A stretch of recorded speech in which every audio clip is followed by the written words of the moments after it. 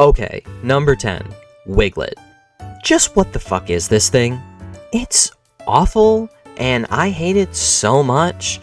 It makes me so uncomfortable to look at, and I do not think it should have been created ever. I look at this thing and want to vomit. I don't even know if it's a good Pokemon or not. It makes me feel icky. It completely deserves this spot at the bottom of the list. Number 9, Wurmple. It's just a weird little guy. Much more bearable than Wiglet, I think. Even a little bit cute. It's cool that it can evolve into 2 different things, that's fun, but I remember finding so many of these when I played Pokemon that it really just annoyed me. And to be honest, it's just a little worm that can't really do anything. Number 8 is the Worms from Worms. These guys are pretty crazy. They're much more advanced and a massive jump above the last spot. They have weapons and vehicles and war. They have weapons of mass destruction, and they're strong and absolutely brutal.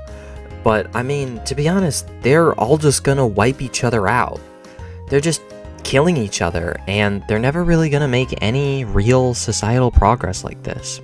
And that's very sad, and also why they're so far down on this list. Number 7, the ringworm from Inscription. I like this one for practical use. In Inscription, you can power up one of your animals or cards at a campsite by putting it near the fire. However, at that campsite, there are starving campers who are hungry and want to eat and destroy your card. Now, you can push your luck and try to boost your animal stats for a second time at the risk of destroying the card. This can be really risky because you push your luck too much and you could lose a strong card that you might have built your whole deck around. But if the campers eat the ringworm, they get poisoned and they die, allowing you to strengthen your animals without any risk or any consequence whatsoever. It can also be used to pass the ring trial at the end of Act 1 of the story. It's a cool enough worm with some good uses.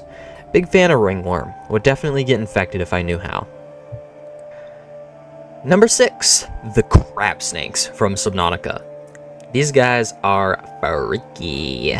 They hide in mushrooms in the jelly shroom caves and will come out and just kind of grab you when you get close to them. They'll also just come out and wander around sometimes, and I hate how they move. It's gross. These things freak me out every time I play Subnautica. You're probably wondering why this is above Wiglet if it's also a freaky bitch. This is because it was intentionally designed to be this way, and Wiglet was not. And also, Wiglet is just worse. Number 5. Earthworm Jim. Look at this guy, he's a badass. A worm fighting against evil in a cool robotic suit? That's sick as fuck. Apparently this game was also satire of a bunch of the stuff in the gaming industry at the time, like how princesses didn't have any character and their only purpose was to be rescued, naming the princess in that game Princess What's Her Name. And also, this game had a revival announced 16 years ago now, and that revival is supposed to happen on the Intellivision Amico. So, I hope that's going well for them. Number 4, the Earth Leviathan from Lethal Company. This is a pretty cool worm. It's massive.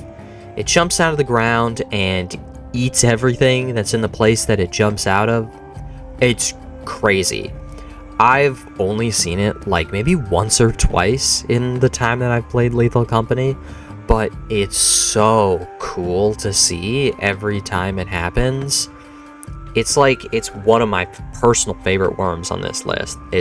I wish I got to see it more often. It's just an awesome sight to see. I love Lethal Company, and I love Zeekers. Number 3, the Destroyer. Bet this wasn't the Terraria worm you were expecting. Destroyer's cool. It's a robotic version of an iconic worm. What's not to love about it? Sure, it's probably like the worst mechanical boss, but I like how they made it really big in Calamity. And I think the pet that it drops is cute, and I like it a lot. Number 2. The Magma Worm and Overloading Worm from Risk of Rain. Both of these are grouped together because Overloading Worms are just elite Magma Worms. Or, well, at least they are in the original Risk of Rain and Risk of Rain Returns, and that's enough for me.